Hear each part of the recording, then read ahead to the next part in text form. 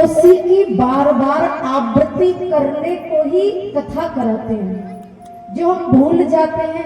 अच्छा देखो, कोई एक बैटरी है जिससे लाइट जलती हो, एक बार चार्ज कर दो और 8 दिन जला लो, फिर वो उसमें दम रहता है? नहीं रहता ना। बार बार हमारी आत्मा को भी भजन की आवश्यकता होती है।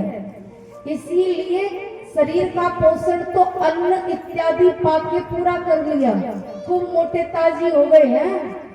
लेकिन प्यारे, जैसे ही शरीर को आवश्यकता है वैसे ही हमारी आत्मा को भी आवश्यकता होती है भजन की। कैसे दृढ़ता आएगी, कैसे भारीपन आएगा? भजन नहीं करोगे तो मन की जो वृत्तियां होती है ना, चारों तरफ घूमती है, उनका भटकाव बंद नहीं होता। आपके अंदर गंभीरता आएगी नहीं तब तक, जब तक भजन नहीं करोगे।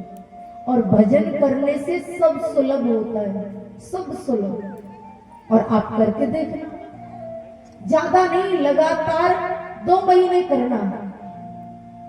जिन्होंने ज्ञान नहीं लिया हो, दीक्षा नहीं, सीताराम जी की माला ही करना कहना, चलो 60 माला करेंगे रोज। एक नियम लेना आप है, अब 60 माला में कोई ज्यादा देर थोड़ी लगती है, बड़ा मंत्र थोड़ी, सीताराम सीताराम ही तो कहनी है।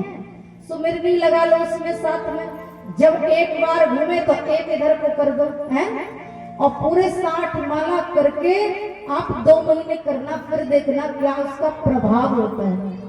जीवन बदलने लग जाता है, गंभीरता आने लग जाती है, चित्त की जो चंचलता है ज्यादा नहीं रहती, हमें बोध होने लग जाता है जीवन जीना कैसे चाहिए है? और यही सार्थकता है जीवन जीने की। प्यारे, इन कथाओं से आपको यही शिक्षा लेनी है कि घर में हमारे जो बच्चे हैं उन्हें संस्कार दीजिए। ऐसे नहीं कि ध्यान ही ना दिया जाए, है? प्यारे, ये हमारी धरोहर है, आगे चल के हमें इन्हीं से काम है। जैसा सिखाएंगे वैसे ही सीख जाते हैं।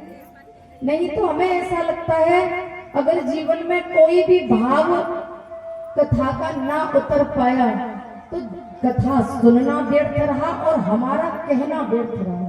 सच बता रहा, इस कथा से अगर 2 मनुष्य भी सुधर गए तो हमें ठाकुर जी स्वीकार कर लेंगे कि हाँ तुमने बढ़िया किया। तब तो कहने का धैर्य रहेगा, हमें दुख नहीं होगा।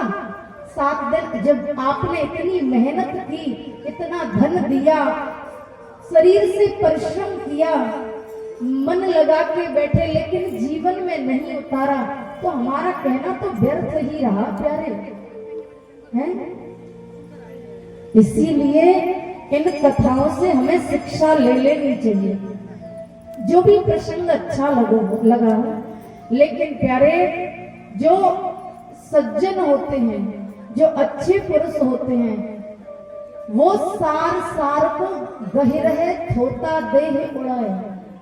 आप कभी कथा पंडाल में बैठकर ये मत सोचना अरे टेंट ऐसा लगा है या संगीत वाले ऐसे हैं, व्यास जी बढ़िया नहीं है, व्यास जी चुटकुला नहीं सुनाते हैं, इधर उधर की बातें नहीं करते, ज्यादा भजन नहीं गाते। प्यारे, इन सब में मनोरंजन करते करते जीवन निकल गया। ये तो इसलिए संगीत होता है प्यारे, जिससे कि मन रमण करने लगे। हमारे वृंदावन में अनेकों जगह ऐसी हैं जहां संगीत बिल्कुल नहीं होता, कथा सार सार में चलती है, बिल्कुल न कोई भजन न कुछ भी। लेकिन प्यारे, अगर प्रसादी पाते हैं तो उसमें नमक मिर्च होना जरूरी है कि नहीं? अब इतने भी स्वादु हो गए हैं, साधु नहीं रहे हैं कि जैसा मिला वैसा जीभ का स्वाद नहीं करना चाहिए। जैसा मिल जाए पालो पेट ही तो भरना है?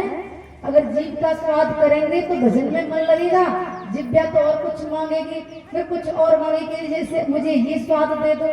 हाँ जी है ना जी। आज कचौड़ी खाएंगे, फिर पकौड़ी का मन करेगा। इसलिए जो भजन मार्ग में चलते हो प्यारे, शरीर का क्या है, शरीर कभी मोटा होता है, कभी दुबला होता है, कभी पतला होता है, हो जाता है, कोई नहीं।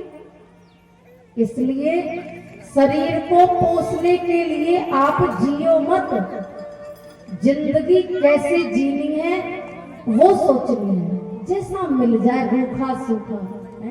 संतों के यहाँ देखा है कैसा प्रसादी पाते हैं, उसी में दाल भात दूध मिठा सब मिला लेते हैं कि कहीं जीव बिगड़ न जाए, कल को कुछ मांगने न लग जाए। अगर कैसे भी ध्यान जिद्या पर चला गया तो भजन में मन नहीं लगता। आज हमारा मन रसगुल्ला खाने को कर रहा है तो कल कुछ और खाने को करेगा। इसलिए प्यारे विशेष ध्यान रखना, खाने के लिए मत जीना, जीने के लिए खाना है। खाने को तो पशु भी देखो कैसे कैसे मोटे ताजे हो जाते हैं, लेकिन प्यारे हमें इन कथाओं से यही शिक्षा लेनी चाहिए कि हमें जीवन जीना कैसे चाहिए। जबकि सेवा खोज अपनी प्रीत प्रभु से कीजिए, ये जिंदगी का राज है, ये जानकर जी लीजिए। यही तो राज है। संतों की सेवा मिल जाए, जितने भी ऋषि मुनि हुए पहले उन्होंने सेवा की है कि नहीं की है? सबसे पहले सेवा की है, तब जाकर गुरुदेव भगवान हमारे प्रसन्न होते हैं, फिर आशीर्वाद देते हैं, तभी तो भगवान मिलते हैं। इसलिए प्यारे हमें बिल्कुल कथा को सार सार लेना है, सरोता बनकर मत बैठा करो। आप तो नहीं बैठते, फिर भी कोई भी किसी के मन में कोई विचार ऐसा आए कि हमें ये अच्छा नहीं लगा, हमें प्यारे ठाकुर जी का नाम एक खांड की बोरी है, कहीं से भी निकालोगे तो मीठा ही मीठा निकलता है, कहीं से भी निकाल लो, चाहे संगीत के द्वारा सुनो, बिना संगीत के सुनो, कैसे भी सुनो, ठाकुर जी की रस का पान करना चाहिए।